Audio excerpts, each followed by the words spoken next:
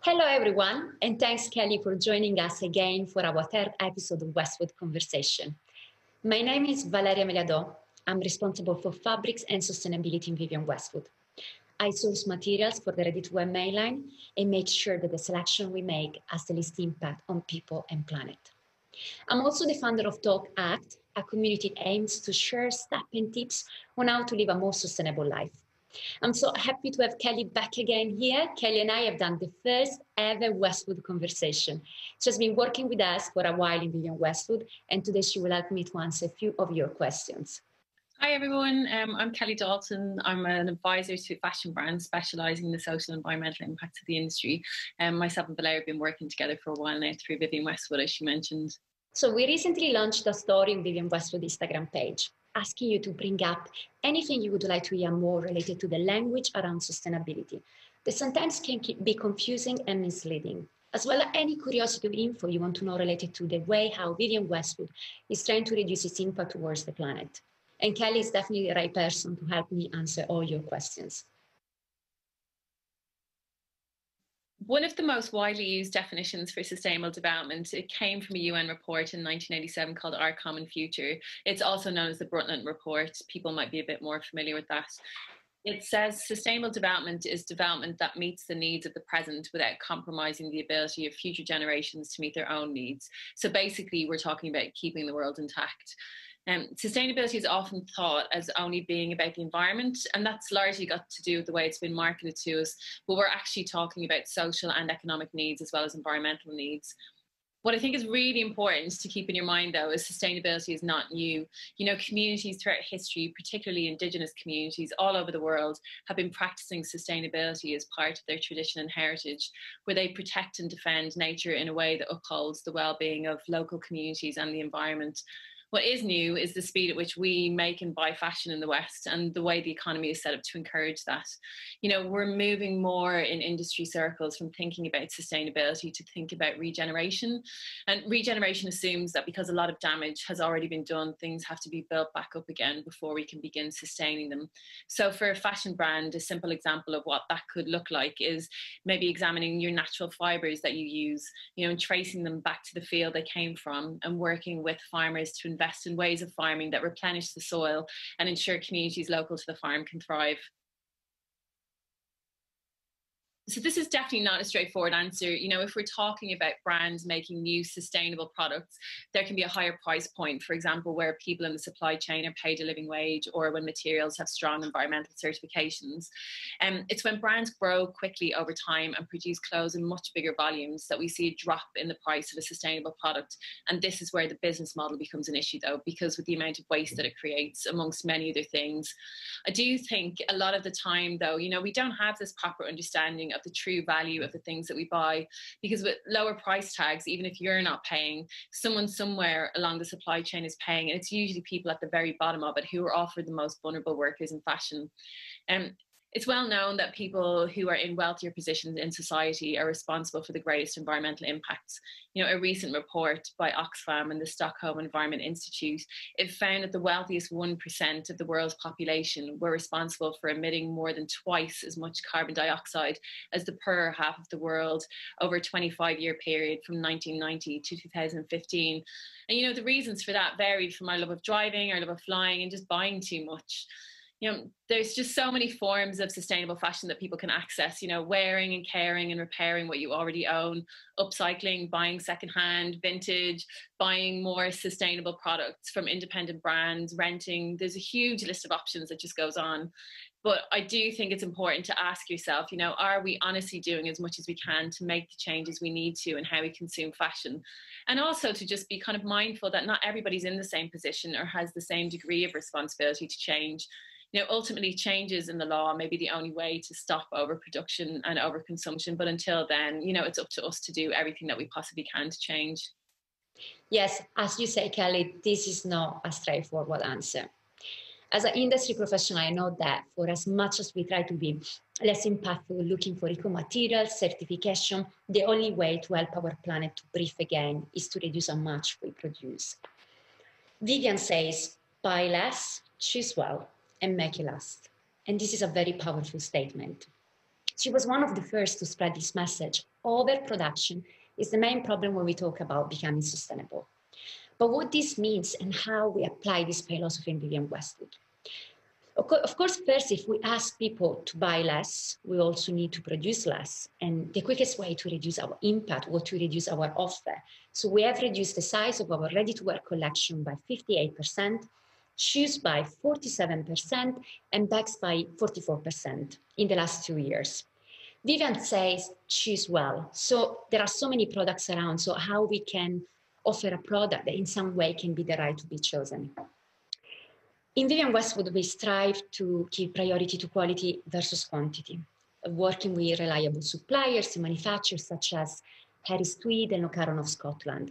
They tell a story of heritage and craftsmanship and give valuable jobs to their communities. And we want to make garments last longer, but also carry emotions so people can fall in love. When we say make it last, I remember that at the beginning of my career, talking with someone representing a manufacturer, asking me how long I wanted my garment to last for. And I was quite surprised, I have to say. And I realized at the time that how certain products are meant to last for a certain time to be easily replaced. And of course, this is what we don't want. We need to design clothes that can last, can be repaired, can be upcycled, can be recycled, as you were saying, Kellie, sold again, shared, so people can use them as much as possible. Regulatory bodies, they're increasingly keeping brands in check over green claims that they make about products and services. You know, in the last week alone, the UK government announced that they would start investigating descriptions and labels used to promote products and services claiming to be eco-friendly.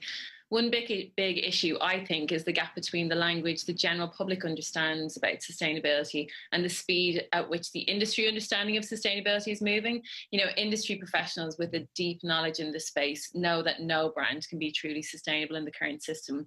So we've seen a shift to words like I mentioned earlier, you know, regenerative, responsible, accountable. Condé Nast recently launched a sustainable fashion glossary with the Centre for Sustainable Fashion, and this was to help their readers kind of decode the language of sustainability. So, you know, there's easily 200 terms listed there about the issues and solutions. So it's an excellent place to start, you know, if you do want to have that in-depth knowledge of, or in-depth understanding of what it all means. Entry-level activists, Fashion Revolution, The Slow Factory, Sustainable Fashion Forum, they're all great accounts on Instagram that explain key terms in their content. And also Tiny Revolution is another excellent one that I love. And it's there to help the kind of next generation to get familiar with this language from a really young age, which is so important for future change. My main tip is just, you know, don't be afraid if you don't know enough. None of us do. I look up terms and concepts all the time. You know, we're all learning and changing in this industry together. So if you want to know something or you see a term a brand is using and you don't understand, just ask them. That's my advice. So we've been working together for a while now, as people might know if they watched our last Westwood conversations, and I've been really inspired by the level of passion and proactivity and just, you know, inherent activism right across your brand. You know, you've been adapting the way that you do business over the last number of years to tackle the climate crisis, you know, putting strategies and plans and practical solutions in place to help you reduce your biggest impacts year on year. And some of the examples that we've been working on, we spoke about in our last conversation, you know, they cover everything from, like, you know, green energy. So 95% of your stores, offices and warehouses globally are run on green energy. And you're on track for that to become 100% by the end of 2022. And the Switch to Green campaign around renewable energy, that's going to be extended down to your supply chain partners as soon as possible. You've eliminated virgin plastic from all your customer packaging. You're on track to do the same in your transit packaging by the end of the year. And you've also been tackling overproduction, which is a really unique one for the brand to tackle in this space. And you're also on track for eliminating virgin synthetic fibres from all your products by 2021. And traceability work has been stepped up to focus on key raw materials. So for you, it's cotton and viscose and wool. And, you know, even down to all your employees are on green pension funds. Like, there's obviously a lot more to do, but there's been really significant improvements that have been made over the last few years. The biggest success for the brand around product sustainability to date, thanks to you and your team, Valeria, has been the switch to sustainable materials over the last 2 years. Thank you, Kellie. Yes, we have done a lot of work from the material side in the last season, although there is still so much to be done, and it's all about compromises and learning from our own mistakes. Spring Summer 21, which is our last collection, comparable to Autumn Winter 20, has made some step forward into transparency and traceability. But how we apply a less impactful approach in Vivian Westwood? So I think that very, very important is making sure that all the team always aware of where we're going and what we want. So we give ourselves internal goals that are shared between all departments. And every season, these goals need to be more challenging than the season before. And that is according to what's going on around us, what are the innovative materials or process, meeting experts and asking their suggestions. Second, very important is that we need to monitor the whole process from the beginning stage until the end. So we start when we just draw ideas and then we make the first selection of materials until the collection is finalized. So just to give you an example of how we work, our sustainability goals are on the wall close to the mood board and our fabric cards. So they are always present. And when the collection is finalized, we need to verify internally that our offer meets the sustainability criteria, and then we finally check the production numbers to understand what is our real impact on the planet. If we realize that those targets are not being fully reached, because this can happen, for example, a supplier cannot change the material as promised, then we try to make last-minute changes that can help to confirm our goals. And I have to say that sometimes can be very overwhelming for our suppliers. And as we ask so many questions to them, we ask them to sign documents, we ask to make some last minute change. So I really would like to thank them for being so supportive and share our same values. Although Spring Summer 21 has been a tough season due to the pandemic, I'm quite proud to say that we continue to try to reduce our impact towards the planet with all the difficulties that this period has brought. Just to bring up some percentage, as you asked us, we are trying to reduce the usage of leather in shoes and bags. The bags department has seen a reduction of leather by 30%, which has been replaced by recycled cotton, recycled nylon, and jute. And regarding shoes, we have increased the use of natural rubber over the past few seasons, and now 69% of all soles are made of recycled rubber. Your question was also related to jewelry, was why we don't use silver. But we actually do, and the whole sterling silver line is made with recycled silver. Regarding ready-to-wear, which is my department, we increased eco-friendly materials in our collection from 64% in autumn-winter 20 to 70% in spring-summer 21. And this number reached 92% if we also include muresin-free wool and responsibly sourced viscose. We have 93% of cotton in collection, either recycled or certified organic. 100% of our viscose in collection in spring-summer 21 ready-to-wear mainline is responsibly sourced and certified FSC, Forest Stewardship Council, doubling the amount of FSC viscose we had last season. And in autumn-winter 20, our virgin synthetic fibers reached 2%. This season is 1%, but we're working on eliminating by next season. Obviously, we know that the fashion industry is a very profitable part of the economy, and how we measure if fashion is doing well is by how much it grows. So more products, more stores, and more money. And we need endless amounts of resources to make and sell those new products. So soil, water, sunlight, land, seeds, animals, oil, chemicals, as well as our own human labor, all the things that go into making new products. But we live in a world where we don't have unlimited resources, and with global clothing consumption on the rise, immediately we have a big problem. It's expected that clothing consumption will increase by 63% to 102 million tonnes by 2030. That's the equivalent of 500 billion new t-shirts a year being created and put onto the earth. And even with the dip in the industry this year, that's still a phenomenal amount of products being created. And we throw away clothes as quickly as we buy them. In the UK alone, it's estimated that 140 million pounds worth of clothes are sent to landfill every year. This way of working in fashion, it's known as kind of take, make, waste model. And brands can, of course, celebrate positive social and environmental impacts they make in this model. But as long as limitless growth is the end goal, it will be one step forward and 10 steps back in sustainability improvements. Real conversations about what success can look like if we focus on more than just money are too challenging for most brands. However, we're seeing some small independent brands thinking in this way. They're starting to put social and environmental impact at the heart of their business by taking the decision to make limited amounts of new product, and they're just happy kind of staying the same size. I know Vivian Westwood's been thinking in this way for quite a while, and it's been proven that you can kind of sell less but sell better and still be profitable. Thank you, Kellie. Yes, we are trying to do that. What I suggest to all these young designers is to reduce the size of the collection and looking into circularity. And this is why we are going to. Circular economy as an alternative to the linear economy looks at the waste as an opportunity rather than a problem. So we need to design products that can last longer with the idea to be reused, refurbished, remanufactured, recycled, as you were saying, Kellie, before.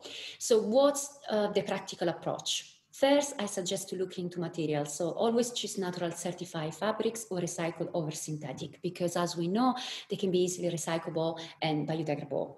Second, I suggest to look into the product. Think about all the pieces that are part of your product. Which material are you using? Can they be dismantled or reused in other garments? Third, look at your packaging. Think about the packaging you're using. Can this be reduced, or how can this be reused inside the system? And fourth, look at your waste. Think about your waste as the most important part. Waste is your opportunity to make things different. How can you reuse it? How can other brands reuse it? If you're not able to reuse it, you can sell it, donate it, upcycling, recycling. So there are so many solutions out there. And last but not least, collaborate and be kind to each other. Keep yourself informed and shared and collaborate with other brands, suppliers, manufacturers. Share your knowledge as there is no competition. And this is something that Kellie used to tell me a lot at the beginning when we met the first time. Recently, I joined a workshop that Roxy from the Right Project, Joss and Kellie have organized. And the first meeting was very nice. We'll all end up sharing this need to be more open to each other and how that could change the system. And the day after, Roxy published a quote inspired by Pink, the artist. The quote says, "Kindness today is an act of rebellion. Stop fighting each other and help each other. Get together with your friends and change the world." We have several projects we are working on in Vivian Westwood. We are looking into improving the circularity of our products, and one of the principles of circular designing we're looking at is designing out of waste and pollution. We are in the process to start a collaboration with Ellen MacArthur Foundation. We suggest you check out if you want to know more about circular economy and how to apply circular design into your business. We are also working on increasing traceability and transparency, and we'll keep releasing new episodes of Westwood Conversation with myself, maybe Kellie, my colleagues, and collaborators to give you an insight into the Westwood world. Personally, I'm quite happy to say that after having organized events about sustainability last year, where Kellie and Vivian were some of the speakers, I'm now focusing on my project, Talk Act, where I like to talk about stories of people and business that have changed their whole lifestyle to become more sustainable. And in my last trip to Italy, I visited a few circular companies that have been showing me how focusing on value rather than money can make a company be profitable and sustain itself. And yeah, and that's it. What about you, Kellie? An exciting project that I'm working on with my partners at the Right Project is the launch of online workshops for fashion industry professionals. The workshops, they kind of combine and distill what we've all learned over the last 20 years about the social and environmental impacts of the industry, and how to push for change. You know, I feel like it's taken us and people in our community, Valeria, a lot of time and investment to get to that deep level of understanding of the fashion system and how interconnected the issues are. But we know that we don't have decades for other fashion industry professionals to get to a similar level of understanding and start applying solutions. You know, it really needs to happen now. So the idea for us with these online sessions is just to pass on what we know as quickly as possible to as many fashion industry professionals as possible, because we want people to feel hopeful and excited about all the work that's required, you know, and not to feel overwhelmed by it, which is really easy to do.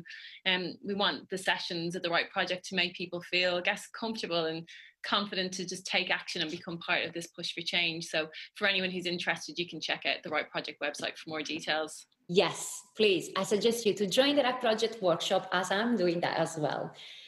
So thank you, Kellie, for joining us again. Please get in contact with us. If you have any questions, suggestions, you can find Kellie through our website or look for me on any social media. Don't forget to check Vivian's website, climaterevolution.co.uk, and remember, buy less, choose well, make it last. What's good for the planet is always good for the economy as well. Thank you. Thank you, Valeria.